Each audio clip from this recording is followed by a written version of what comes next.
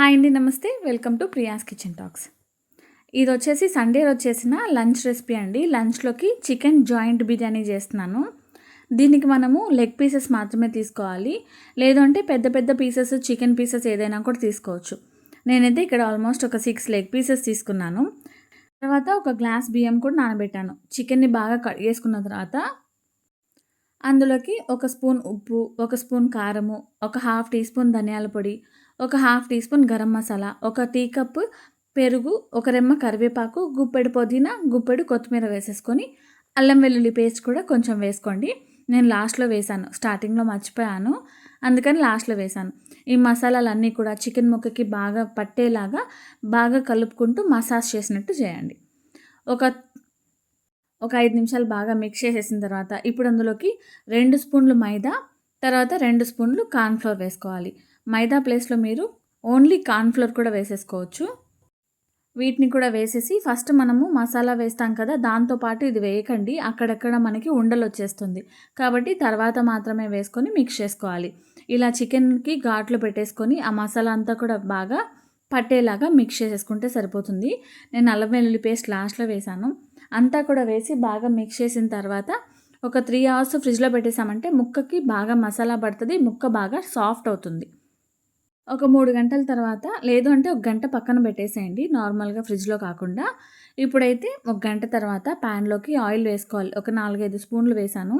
దీంట్లోనే మనం chicken fry చేస్తాము, ఇంకా దీంట్లోనే రైస్ కూడా కుక్ చేసేస్తాము. అందుకని చెప్పి నేను కొంచెంగానే ఆయిల్ వేసాను, మరీ డీప్ ఫ్రై చేయకుండా.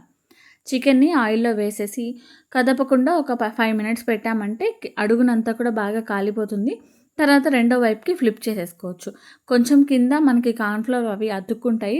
నాన్ స్టిక్ ప్యాన్లో అయితే అతకదు, ఇలాంటి గిన్నెలు అయితే డెఫినెట్గా అతుక్కుంటుంది. చికెన్ ఒక 80% బాగా ఫ్రై అయిన తర్వాత తీసేసి దాన్ని ఒక ప్లేట్లో పెట్టేశాను. ఇప్పుడు అదే ఆయిల్లో ఆయిల్ కావాలనుకుంటే కొంచెం తీసేసేయండి, నేనైతే అలానే ఉంచేసాను. బిర్యానీ మసాలాలన్నీ వేసుకోవాలి. దాల్చిన చెక్క, ఇలాచీ, లవంగాలు, షాజీరా, స్టార్ ఫ్లేవర్, బిర్యానీ ఆకు అన్నీ వేసి వేగిన తర్వాత ఆనియన్స్ కూడా వేసేసుకొని ఆనియన్స్లో కొంచెం సాల్ట్ వేసాను, బాగా తొందరగా వేగిపోవాలని. తర్వాత ఒక స్పూన్ అల్లం వెల్లుల్లి పేస్ట్ కూడా వేసి పచ్చివాసన పోయేంత వరకు ఫ్రై చేసుకోవాలి. ఇప్పుడు అందులోకి ఒక 4 పచ్చిమిరపకాయలు, పుదీనా గుప్పెడు, కొత్తిమీర గుప్పెడు వేసేసుకొని బాగా ఫ్రై చేసుకోవాలి. మసాలా అంతా కూడా వేగిన తర్వాత సేమ్ టీ కప్పుతో మనము పెరుగు కూడా ఒక కప్పు వేసేసుకోవాలి.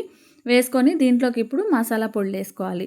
కారం, ధనియాల పొడి, ఇంకా గరం మసాలా. ఆల్రెడీ పచ్చిమిరపకాయలు దీంట్లో వేసాము, చికెన్లో వేసాము కారం, కాబట్టి ఇక్కడ చూసి వేసుకోండి. నేను వేసిన క్వాంటిటీ అయితే అన్నీ కూడా కరెక్ట్గా సరిపోయినాయి. ఇలానే కూడా వేసుకోండి, చూసుకొని యాడ్ చేసుకోండి. వేసి మసాలా అంతా కూడా బాగా వేగనివ్వాలి. వేగిన తర్వాత సగం మసాలా తీసి కప్పులోకి తీసి పెట్టేసేయాలి. ఇప్పుడు అదే మసాలాలోకి నానబెట్టిన బాస్మతి బియ్యం కూడా వేసేసి మసాలా అంతా కూడా బియ్యంకి బాగా పట్టేలాగా కలిపేసుకోవాలి. ఇక నేను ఒక గ్లాస్ కంటే కొంచెం ఎక్కువగానే బియ్యం తీసుకున్నాను, కాబట్టి 2 గ్లాసెస్ వాటర్ అయితే యాడ్ చేశాను. వాటర్ వేసి ఒకసారి బాగా మిక్స్ చేసేసి స్టవ్ పైన పెట్టేశాను.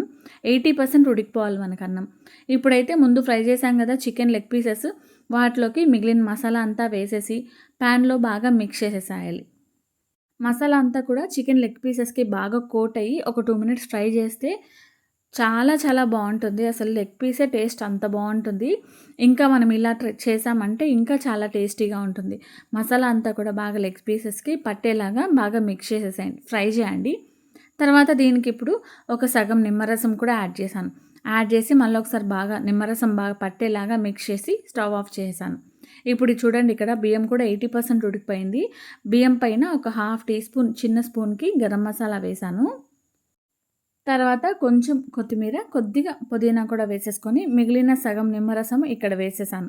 వేసేసి ఇంకా లెగ్ పీసెస్ ఒక్కొక్క దాన్ని కూడా మసాలాతో సహా అన్నం పైన అయితే పెట్టేశాను. అన్నం పైన పెట్టేసి మూత పెట్టి లో ఫ్లేమ్లో ఇంకొక 20 నిమిషాలు లో ఫ్లేమ్లో దమ్ పెట్టేశాను.